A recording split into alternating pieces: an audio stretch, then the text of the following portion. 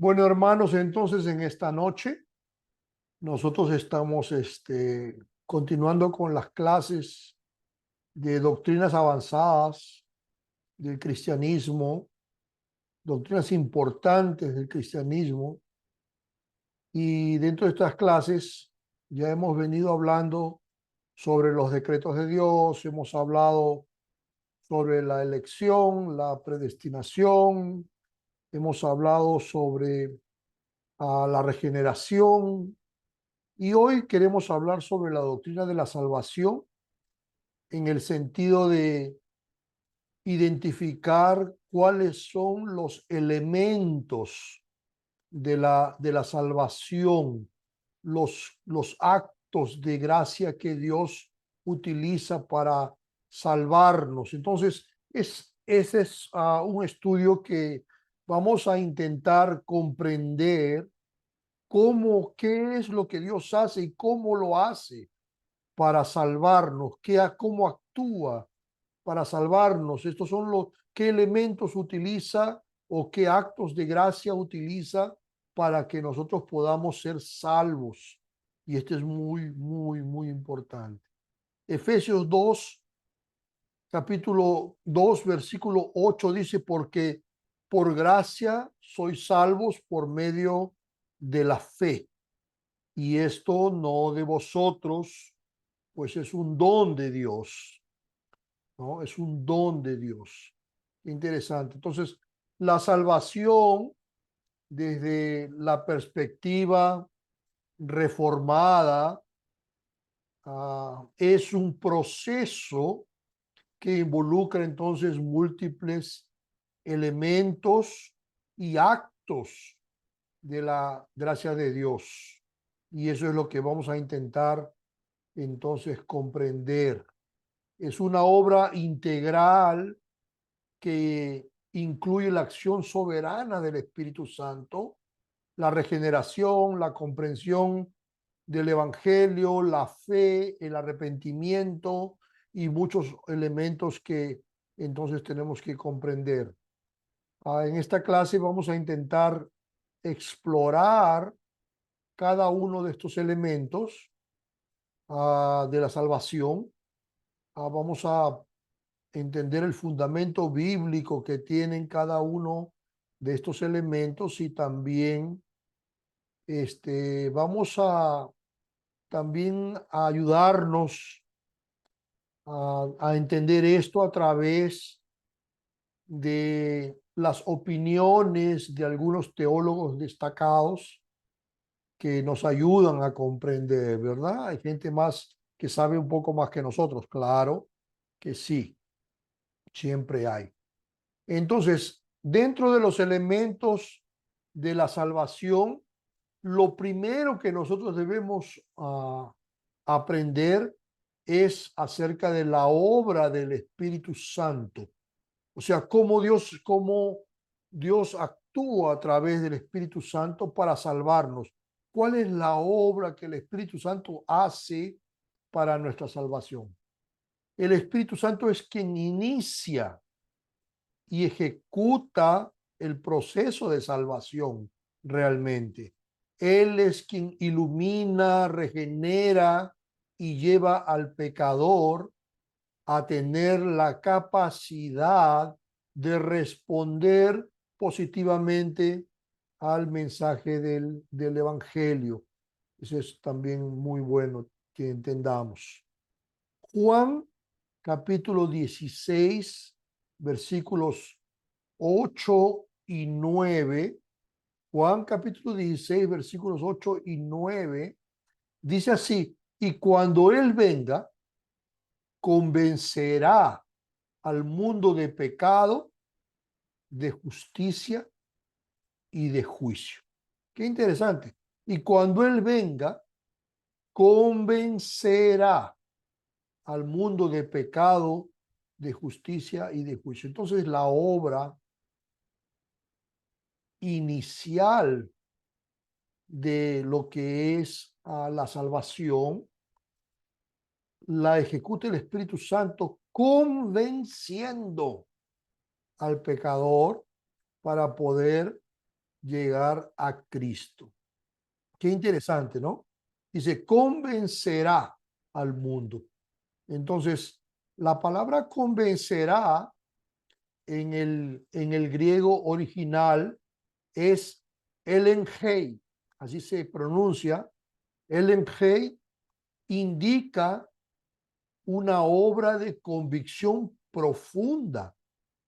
No es solamente un entendimiento intelectual, sino más bien una convicción espiritual que el Espíritu Santo imprime en el corazón de las personas, haciendo con que ellas entonces sean convencidas de su pecado y entonces vengan a un arrepentimiento en este caso.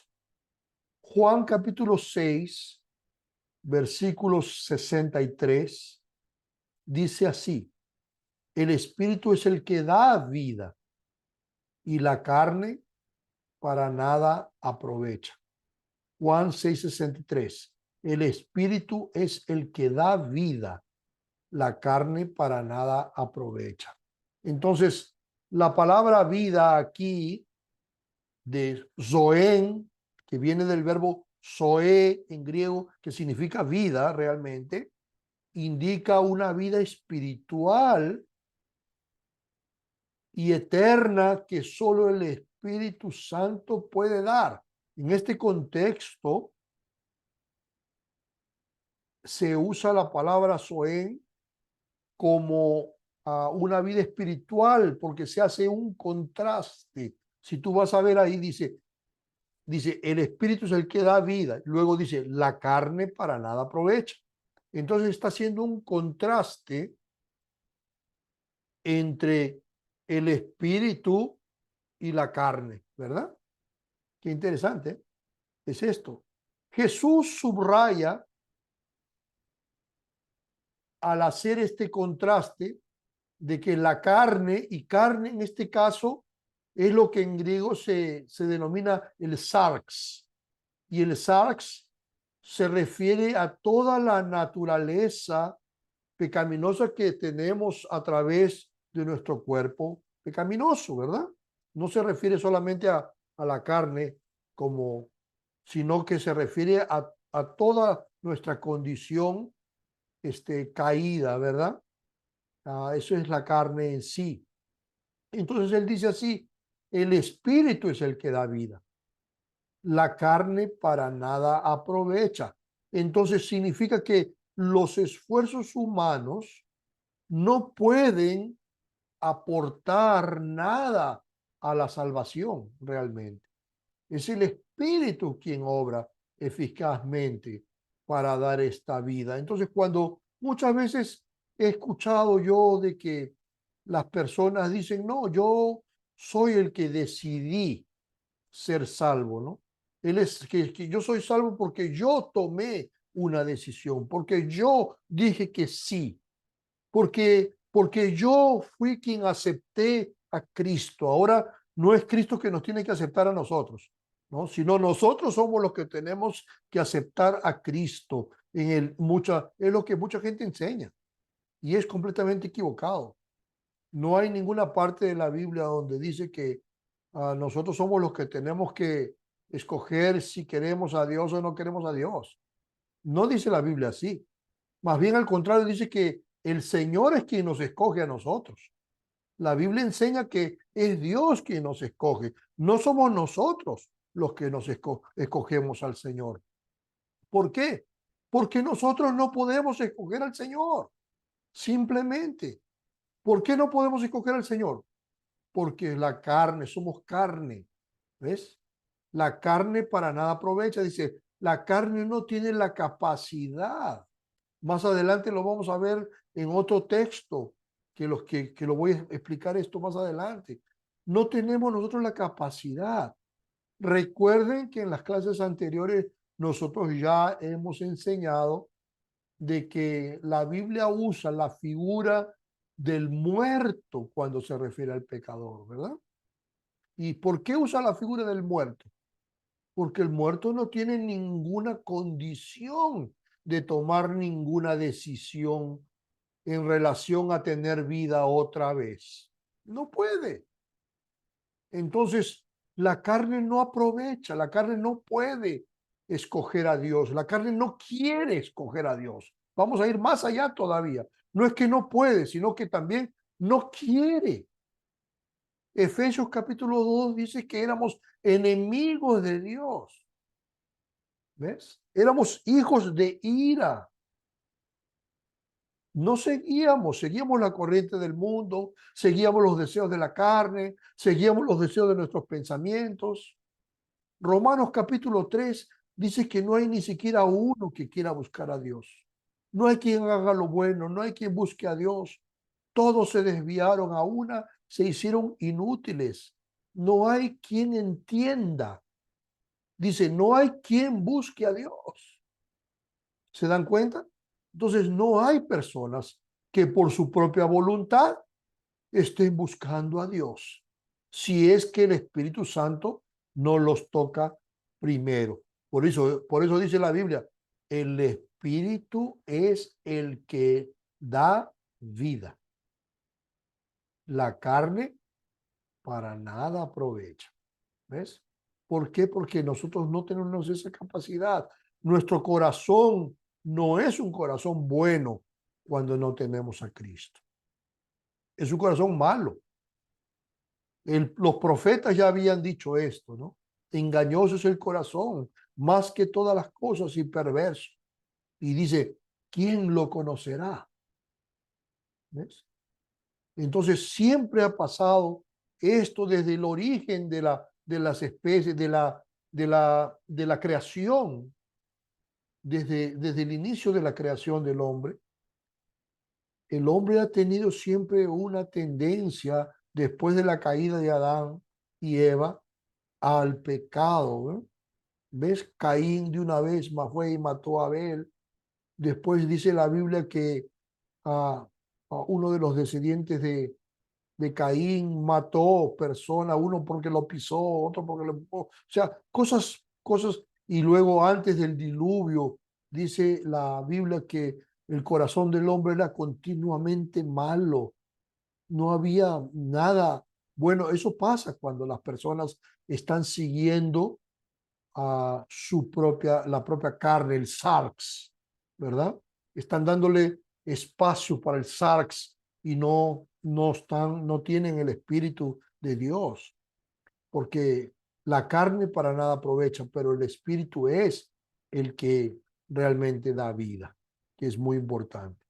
Juan Calvino señaló y dijo que el Espíritu Santo no solo ilumina el entendimiento, sino que también transforma la voluntad y la convierte de tal manera que el pecador responde ahora con fe y arrepentimiento.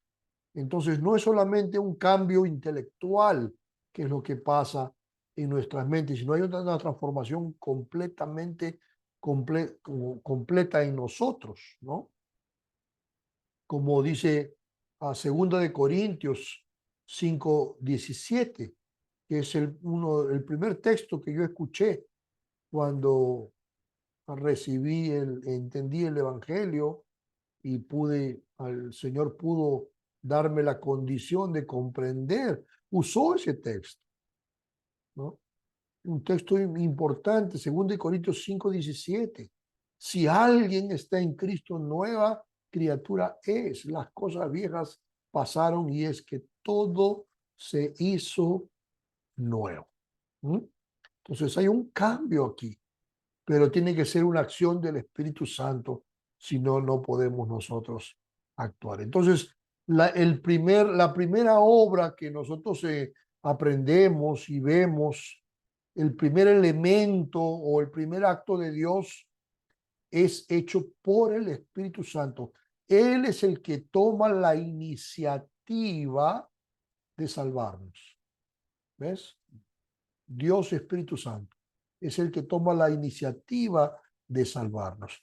Luego entonces viene el segundo paso o el segundo elemento de la salvación, que es la regeneración.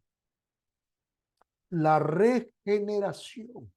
Algunos lo llaman de conversión, ¿no? O nuevo nacimiento, que es exactamente lo mismo.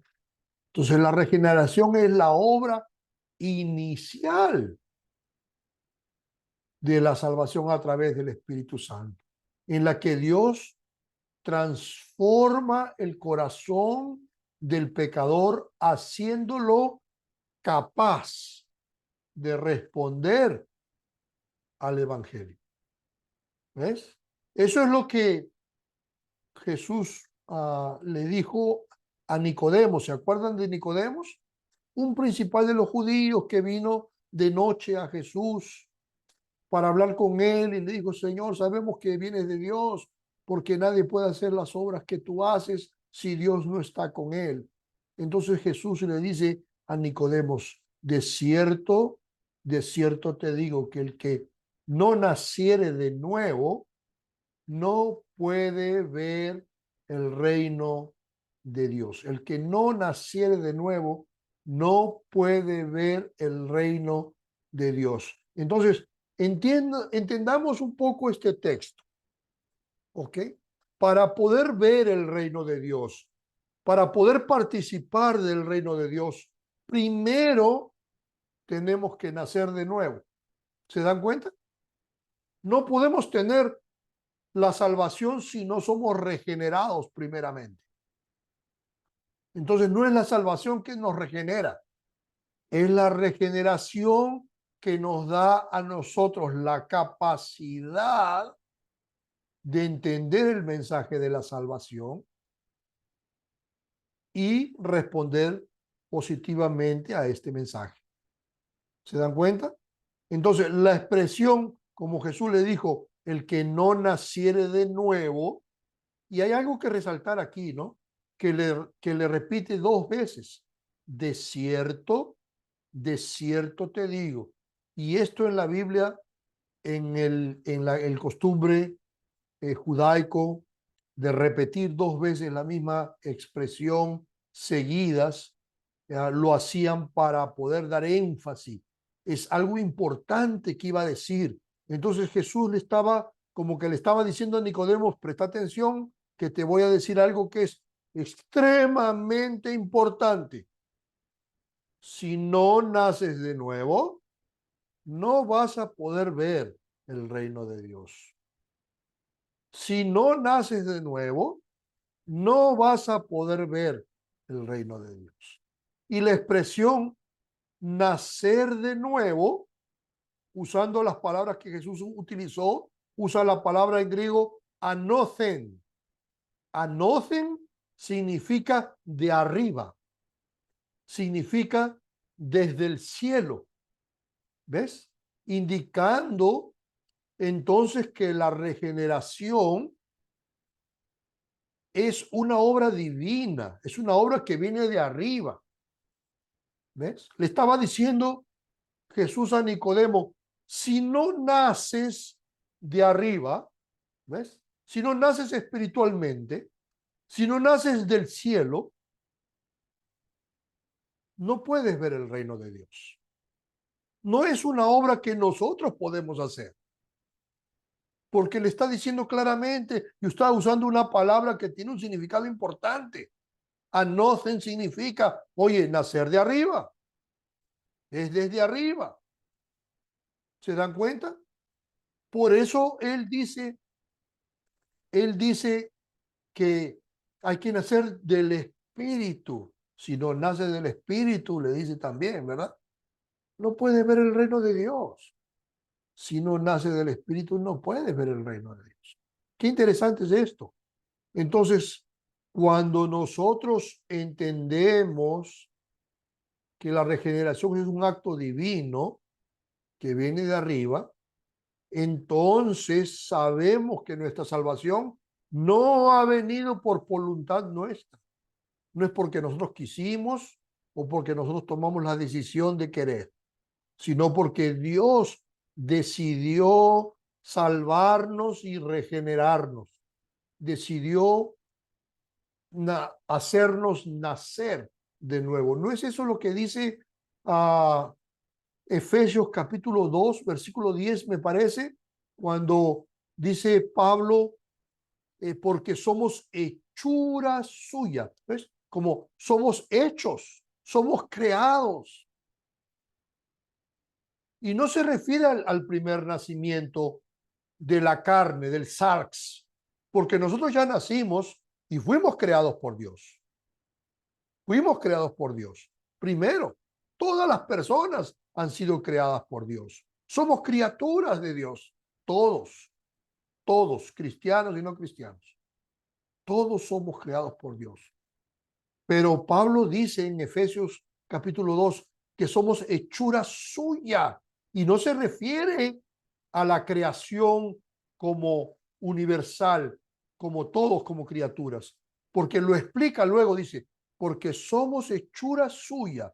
Y entonces ahí dice, creados en Cristo para buenas obras, las cuales Dios preparó de antemano para que anduviésemos en ellas. ¿Se dan cuenta?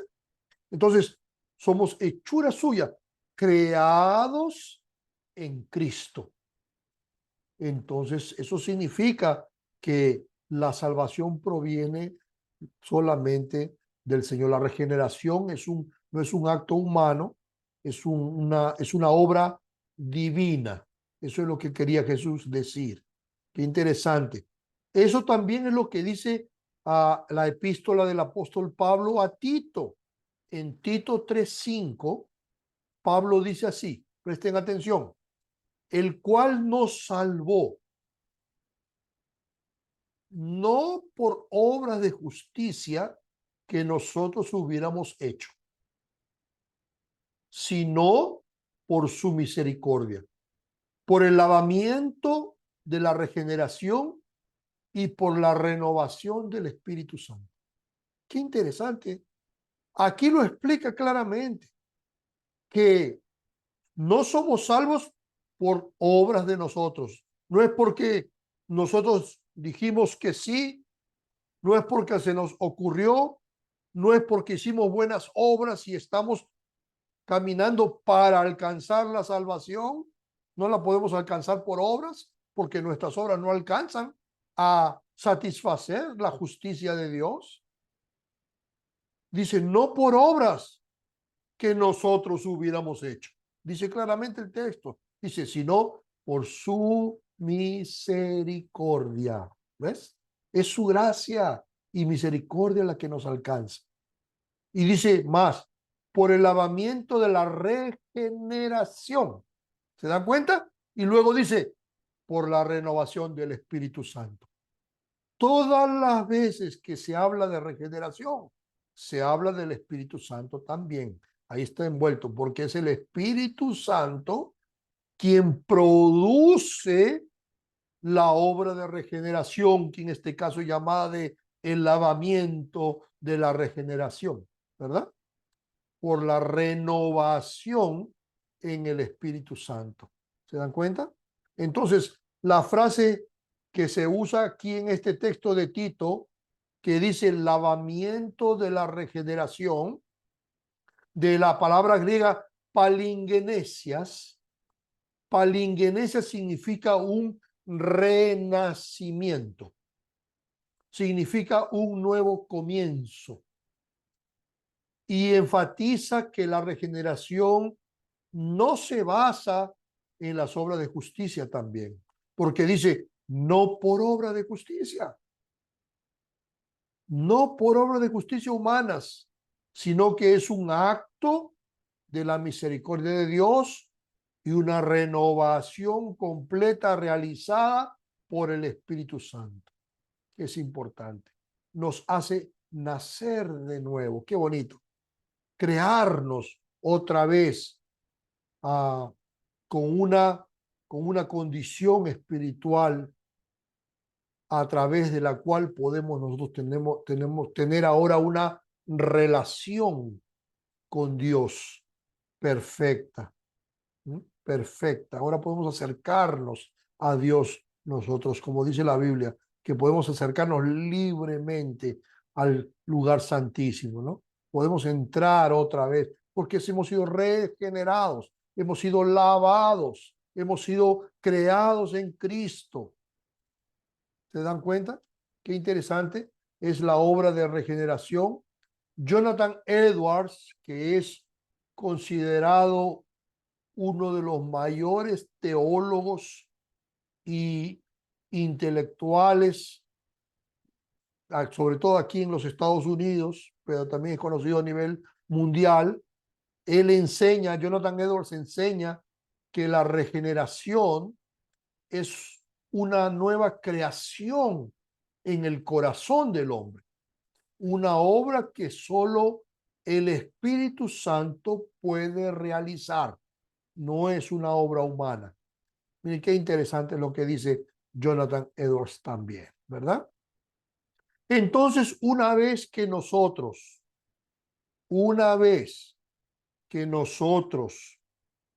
hemos sido tocados por el Espíritu Santo y hemos sido también regenerados, entonces también recibimos lo que se llama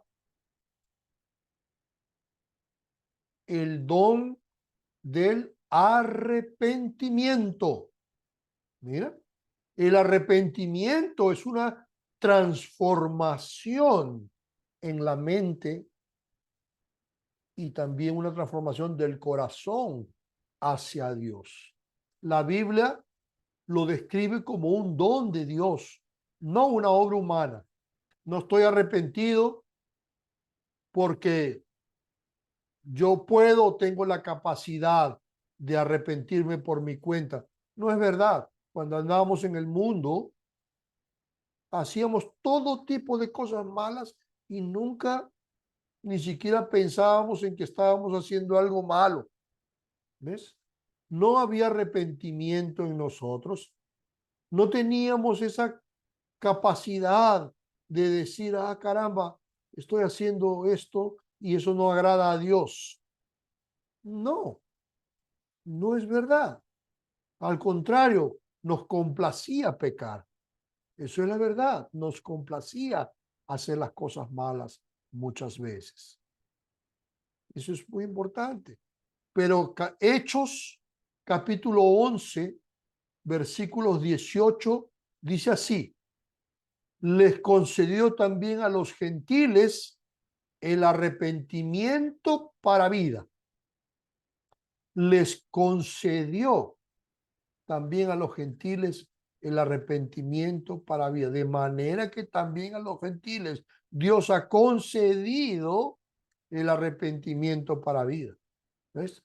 Entonces, no es que ellos tenían el arrepentimiento en sus corazones, sino que el Señor les concedió a ellos un don de arrepentirse. ¿Se dan cuenta? La palabra concedió, del griego edoken, indica que el arrepentimiento es un regalo divino. Es un regalo divino. ¿Ok? La palabra arrepentimiento es un regalo porque dice concedió. Primero dice edoken, concedió. Y luego dice les concedió el arrepentimiento.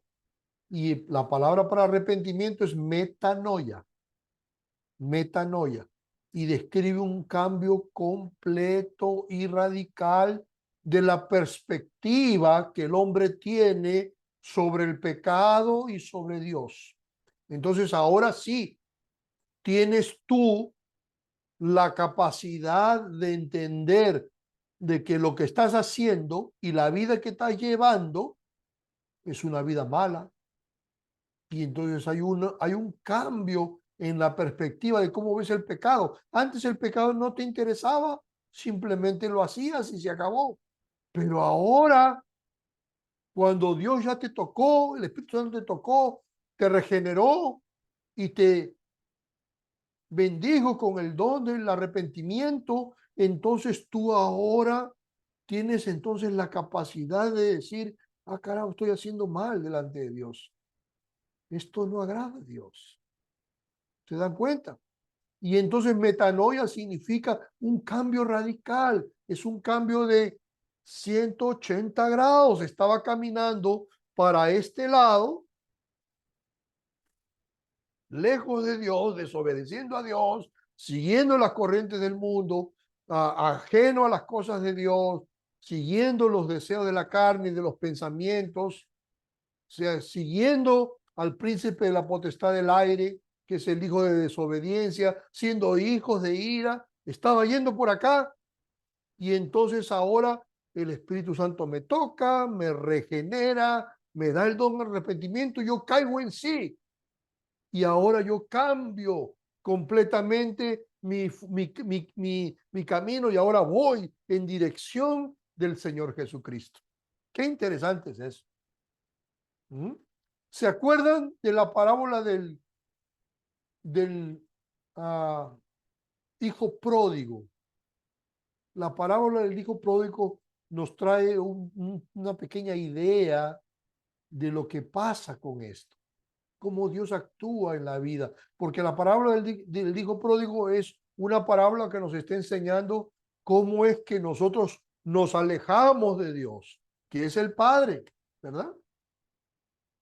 Y nos vamos a hacer nuestra vida como nos da la gana. Y el hombre vive completamente en pecado y fuera de la voluntad de Dios. Pero llega un momento que el Espíritu Santo lo va a tocar.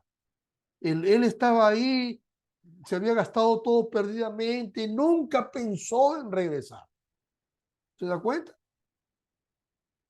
Viviendo perdidamente, malgastando la herencia que su padre le había dado, inclusive antes de haber muerto, lo que ya era algo completamente antiético.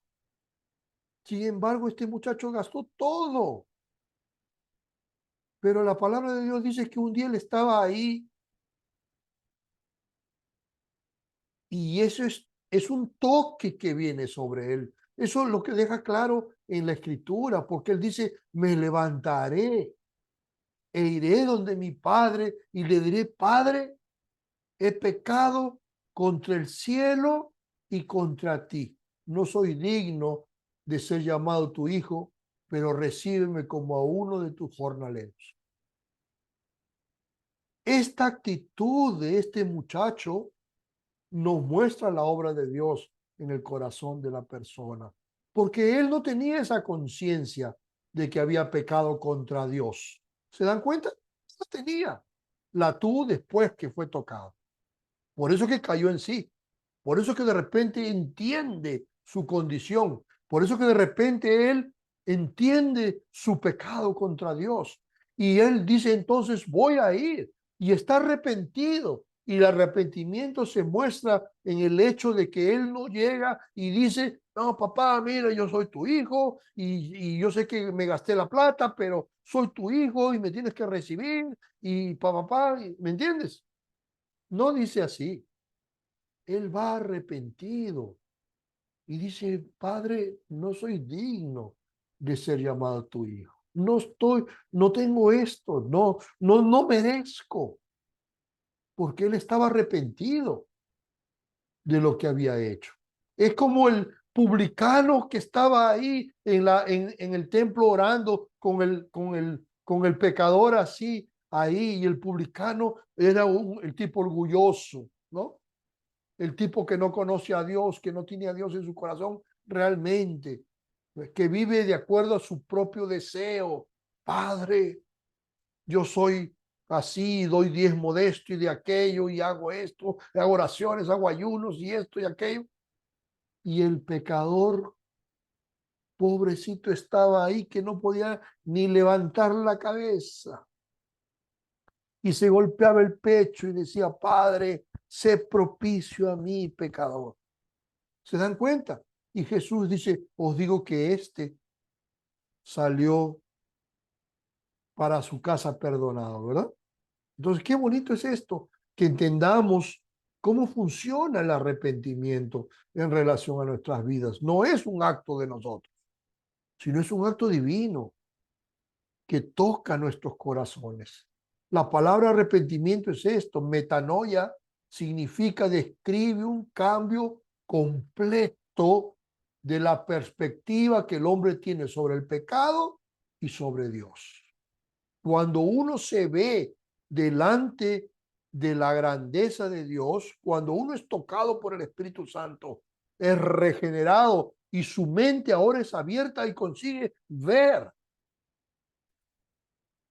lo que Dios le está mostrando, como Dios está revelando a él, entonces el hombre se mira a sí mismo. Por eso que hay arrepentimiento, porque se mira a sí mismo y dice, no, pues yo estoy re mal, estoy andando mal con Dios. Y entonces se arrepiente delante de Dios. Todas las personas que se han encontrado con la majestad de Dios, han tenido el conocimiento de la divinidad de Dios, han tenido el conocimiento de la presencia de Dios, todos se han arrepentido y se han sentido que son pecadores en sí. Eso es muy... Vean qué pasó con el profeta Isaías. Él lo dice en el capítulo 6 de su libro. En el año que murió el rey Usías, yo vi al Señor sentado sobre un alto y sublime trono. Entonces él vio una visión majestuosa de Dios. Sus vestidos llenaban todo el templo. Serafines volaban alrededor de él y se decían unos a los otros, Santo, Santo, Santo es el Señor de los ejércitos. Es tremendo eso. Tuvo una visión de Dios, pero al ver a Dios, al tener una visión de Dios, al tener una comprensión de lo que Dios estaba mostrándole a él, automáticamente él agarra y dice, ay de mí que soy pecador, soy muerto, porque soy un hombre de labios impuros y habito en medio de un pueblo de labios impuros y mis ojos han visto al Rey, al Señor de los ejércitos. ¿Ven la actitud de él? Y entonces ahí Dios manda uno de los serafines con la brasa. Ustedes saben la historia, que le toca los labios y le perdona el pecado. Y me llama la atención que hay una conversión ahí. Porque ahora, cuando Dios dice quién ha de ir por nosotros, a quién enviaremos y quién ha de ir por nosotros, automáticamente Él tiene un corazón dispuesto a servir a Dios. Él dice, heme aquí, Señor, envíame a mí. Qué bonito es eso, hermano. ¿Te dan cuenta? Qué importante es. Esto me hace recordar a la experiencia que tuvo Pedro en la barca con Jesús. Cuando el Señor Jesús le dijo, oye, tiren en la red para pescar. No, Señor, si ya pescamos toda la noche, nosotros somos pescadores y tal, tal. Me imagino que habrán alegado con el Señor. Y después, bueno, pero en tu nombre, en tu palabra vamos a echar. Y tira la red. ¿Ves?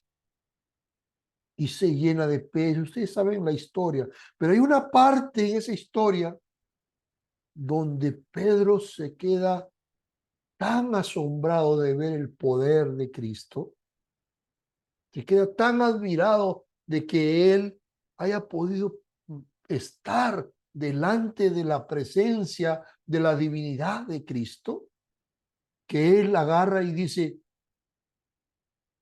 aléjate de mí, Señor, porque soy un hombre pecador. Aléjate de mí, Señor, porque soy un hombre pecador. Normalmente un cristiano iba a decir, Señor, acércate, ¿no? Es lo que le pedimos siempre. Acércate, Señor, a nosotros. Queremos tener comunión contigo. Pero Pedro se estaba viendo a sí mismo delante de esa majestad. Cuando tú te encuentras con la majestad de Dios, vas a mirar para aquí adentro y te vas a arrepentir de tus pecados. ¿Ves? Porque No podemos estar delante de la santidad, de la justicia de Dios, como si nada hubiera pasado. Cada vez que una persona se encuentra con la gloria de Dios, con la majestad de Dios, con el poder de Dios, con la divinidad, entonces mira para sí mismo y va a encontrar su pecado. Eso es lo que pasó con Isaías, pasó con Pedro, ¿se dan cuenta? Eso pasó con el publicano que no quería ni levantar la cabeza. Son personas que fueron tocadas por el Señor en ese momento. ¿Ves? Son personas que fueron tocadas por el Señor. Y entonces Él les concedió el arrepentimiento en ese mismo instante. Mira lo que dice Joel capítulo 2 y versículo 13.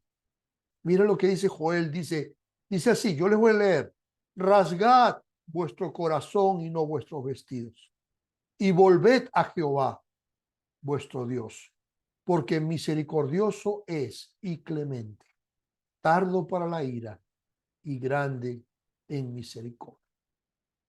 Qué interesante. La primera parte es extremadamente, nos dice y nos enseña exactamente lo que estamos hablando. Rasgad vuestro corazón y no vuestros vestidos. Porque la cultura judaica, en cuando ellos pasaban por dificultades, por tristezas, por problemas, ellos se tiraban al piso, se rasgaban las vestiduras, se echaban cenizas sobre la cabeza y se ponían ahí delante de la presencia de Dios.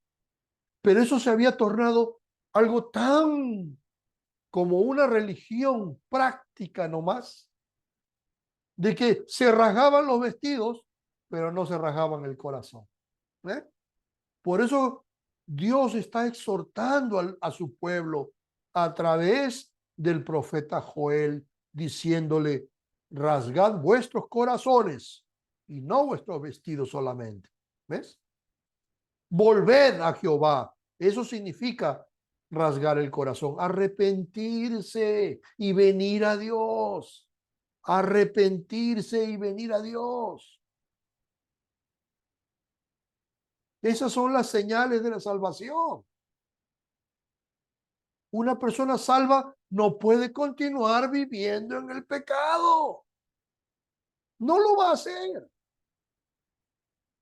No lo hace.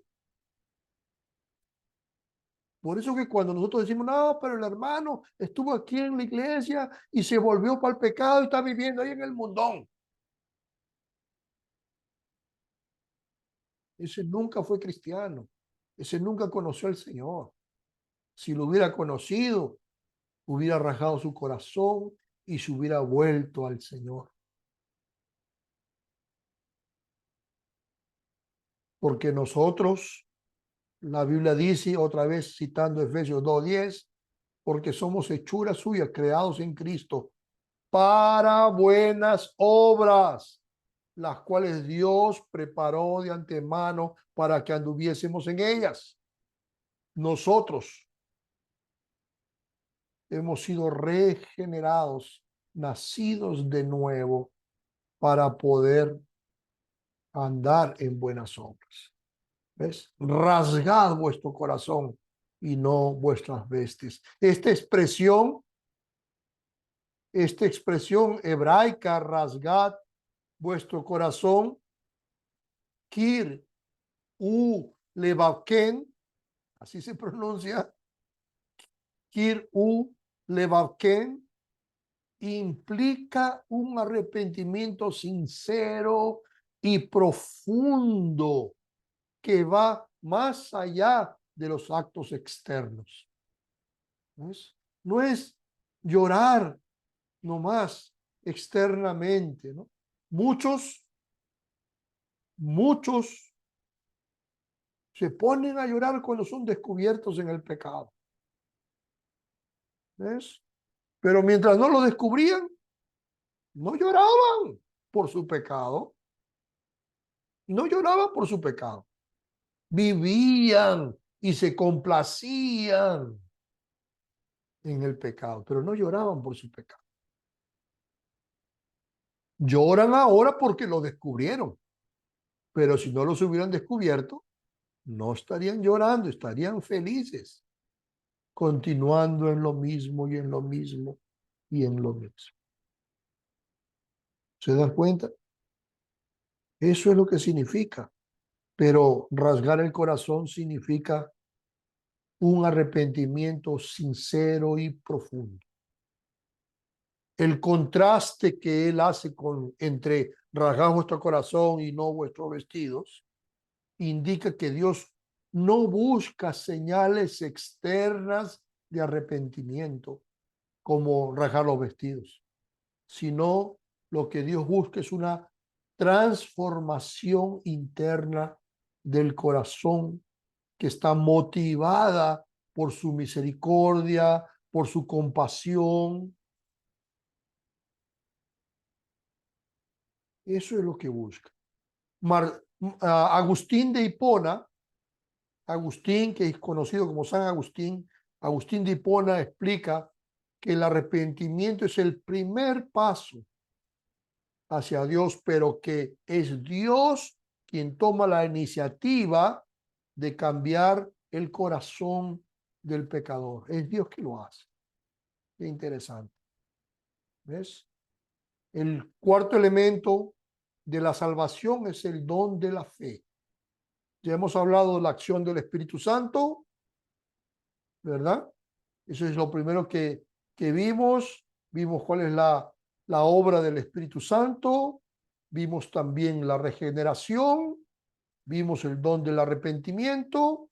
Y ahora vamos a hablar sobre el don de la fe, que es el cuarto elemento que hace parte del proceso de salvación en el cual Dios actúa en nosotros. La fe es el medio por el cual el hombre se apropia de la salvación y también es un don divino otorgado al creyente por pura gracia.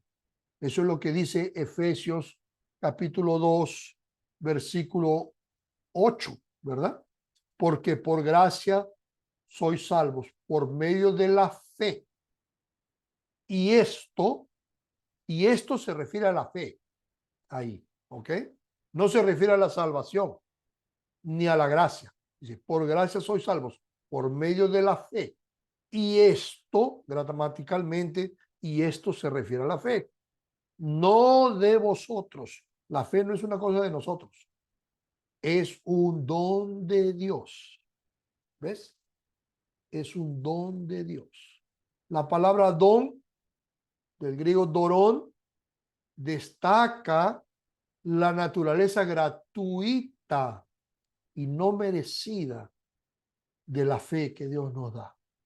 La fe es un don de Dios, hermanos, producido por el Espíritu Santo en nuestras vidas. Filipenses capítulo 1, versículos 29, dice así, porque a vosotros os es concedido a causa de Cristo, no solo que creáis en Él, sino también que padezcáis por medio de Él. Interesante, pero lo que me llama la atención es que dice, a vosotros os es concedido, os es concedido, o sea, se nos da. La palabra concedido, Eucaristé, viene de Haris, Ejaristés viene de Haris, que significa gracia, tiene la misma raíz. Ejaristé significa que la fe es un don no merecido. No lo merecíamos. ¿Ves? Y aquí se refiere a la fe eficaz, ¿no? A la fe salvadora. Es lo que estamos nosotros hablando aquí. No es la fe que todo el mundo tiene, esa fe que la gente anda diciendo que tiene en la calle, ¿no? Porque eso no salva a nadie, sino que es una fe eficaz, ¿no? que es la que Dios da a aquellos que va a salvar, a aquellos que va a salvar realmente. Esa es la fe que Dios da a aquellos a quien va a salvar, porque no todos tienen esa fe. Si tú sales, te paras en la puerta de una capilla ahí, de una iglesia o de una capilla, y esperas que salgan ahí los feligreses que salen de la misa y les preguntas a cada uno de ellos, le puedes preguntar si ellos tienen fe y te van a decir que sí, te van a decir que sí, pero esa fe no los ha salvado, ¿no? Porque la fe es un don de Dios, eficaz, y Dios lo da a aquellos que salvan, pues la fe lo da a la hora de la salvación, en el llamado que hace. Por eso dice la Biblia que a los que predestinó, a estos llamó, y a los que llamó, a estos justificó, y a los que justificó, a estos glorificó. Entonces la salvación es esto, a los que predestinó son a los que llama para la salvación. No todos van a ser llamados para salvación, pero esto es muy importante que se entienda. La palabra concedió, Eucaristé, significa que la fe es un don inmerecido. No solo no solo les ha dado no solo se les ha dado a los creyentes tener la fe para creer en Cristo, sino también la gracia para sufrir por él, es lo que dice el texto.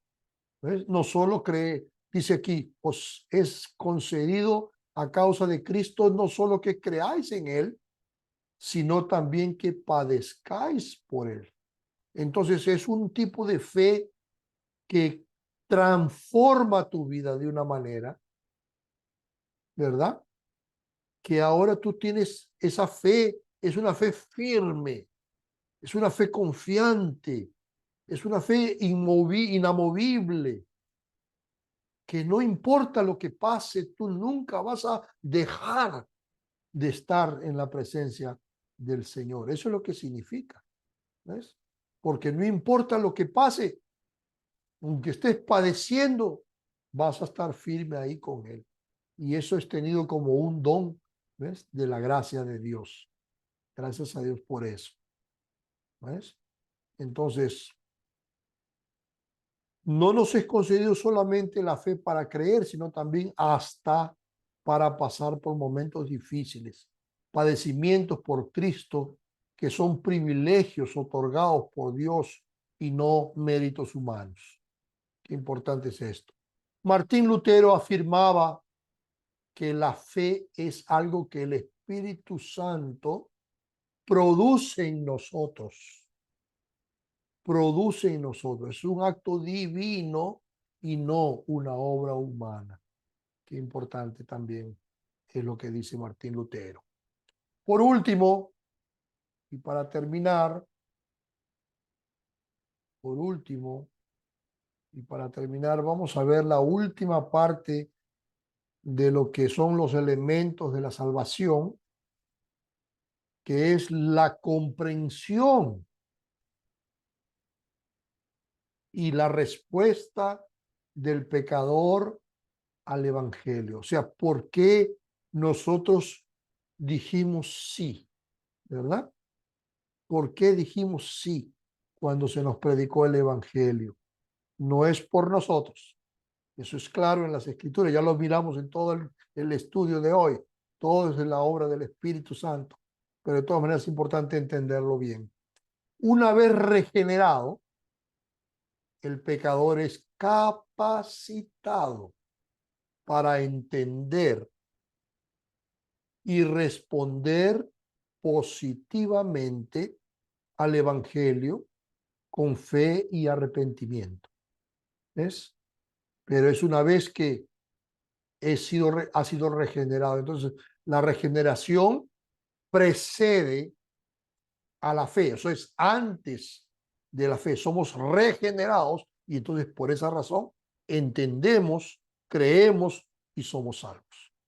Entonces, la regeneración es primero. Es importante. Primera de Corintios, capítulo 2, versículo 14, nos enseña, el hombre natural, dice, no percibe las cosas que son del Espíritu de Dios, porque para él son locura. No las puede entender, porque se han de discernir espiritualmente. Qué interesante, ¿no? El hombre natural dice, no percibe, o sea, el hombre normal, el que no está con Dios, el pecador, no va a entender. Por eso es que predican la palabra y a veces la gente no reacciona de ninguna manera. ¿Se dan cuenta? No va a entender, pues porque hay cosas, el hombre natural no percibe las cosas que son del Espíritu de Dios y son una locura para él. Están locos, dice.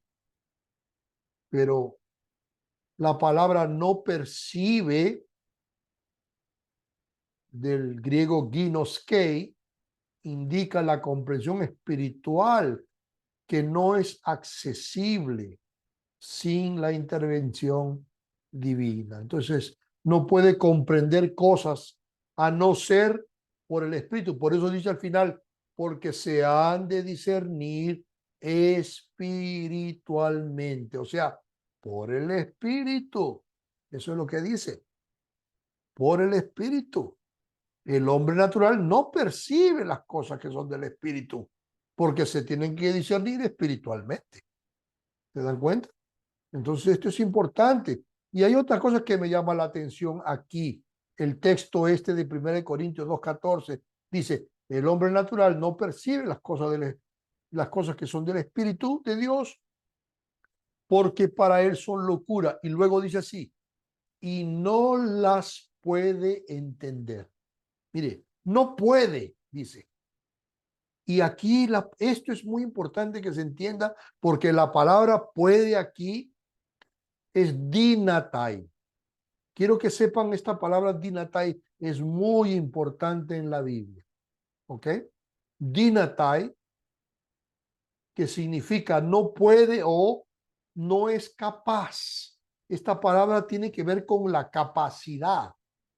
Cuando Jesús, por ejemplo, en su discurso en Juan capítulo 6, dice, ninguno puede venir a mí si el Padre que me envió no le trajere. Cuando él dice ninguno puede, usa la misma palabra dinatai. ¿Se dan cuenta? Entonces, dinatai significa la capacidad. Jesús estaba diciendo, ningún hombre tiene por su propia cuenta la capacidad de venir a mí por su propia cuenta. No lo puede hacer. No, ¿por qué no lo puede hacer? Porque no tiene la capacidad de hacerlo. Por eso que es el Padre quien tiene que elegirlo y traerlo. ¿Se dan cuenta? Así funciona. Y aquí, en este texto de 1 Corintios 2:14, dice que el hombre natural no puede entender, o sea, no tiene la capacidad de comprender el mensaje del Evangelio. Le predican la palabra y no reacciona. ¿Por qué no reacciona? Porque no tiene la capacidad para reaccionar. Y entonces los que reaccionan, como acabamos de ver hace rato, es porque el Espíritu Santo les está dando a ellos la capacidad de poder entender el mensaje y no se lo da a todos, como ustedes ven, ¿verdad? Porque eso es lo que dice el texto. Hay un texto allá en Hechos de los Apóstoles, ¿no? Que dice que ellos estaban predicando a todos. Toda la ciudad se agolpó y predicaron todo el día el Evangelio. Y dice la Biblia, y se salvaron los que estaban destinados a la salvación. Son los únicos que se salvaron, los que habían sido destinados para la salvación. Eso es muy importante. La Biblia lo enseña eso en varias partes del Nuevo Testamento y hay que comprenderlo así. Esa es la forma correcta. Entonces, no tenemos la capacidad por nuestra propia cuenta. Es interesante. Vean en Lucas 24:45. Lucas 24:45 dice, entonces les abrió el entendimiento para que comprendiesen las escrituras. No entendieron. Esto se refiere a los discípulos en camino de Emaús, ¿no? Andando con Jesús y no conseguían comprender. Llegaron al aposento alto y estaban todos ahí y ellos no entendían lo que quería decir. Entonces Jesús les abre la mente, les abre el entendimiento. Es una acción del Espíritu Santo, es una acción divina para que podamos comprender el mensaje. No es de nosotros.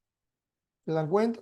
Y entonces ahora ellos entienden y dicen, oh, pues sí, no ardía nuestro corazón cuando nos hablaba. ¿Ves? Qué interesante es eso. Es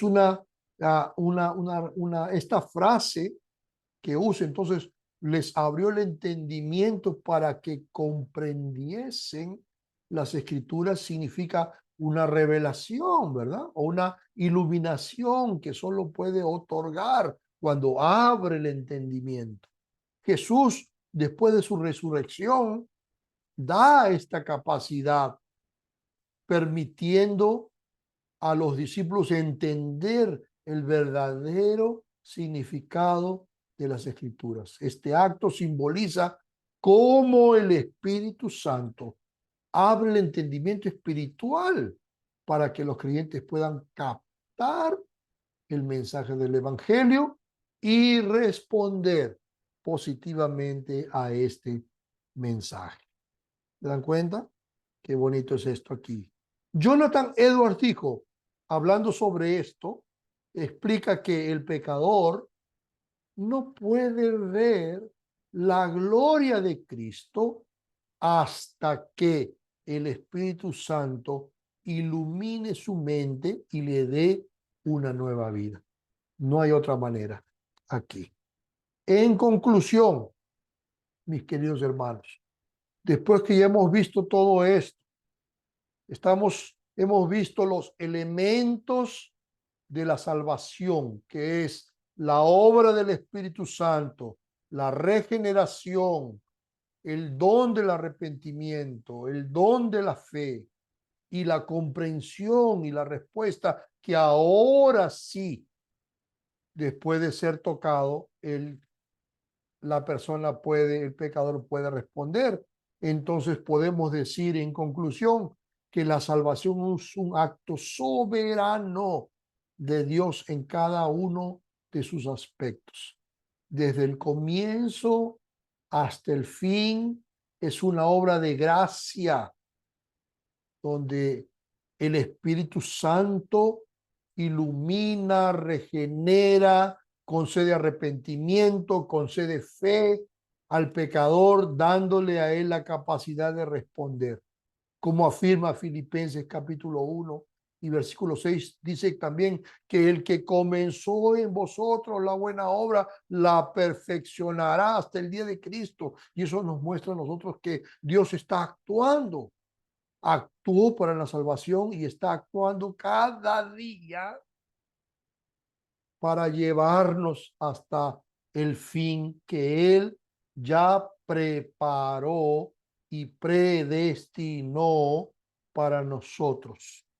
Cada paso de la salvación nos lleva a vivir en gratitud y en humildad, reconociendo la obra de Dios en nuestras vidas y nos llama, hermanos, también a depender de su gracia para perseverar hasta el fin. Esto es muy hermoso realmente que nosotros podamos comprender aquí, a que nosotros podamos entender que Dios es el que está operando en nuestras vidas y llevándonos a una salvación tan grande como la que hemos recibido. Amén.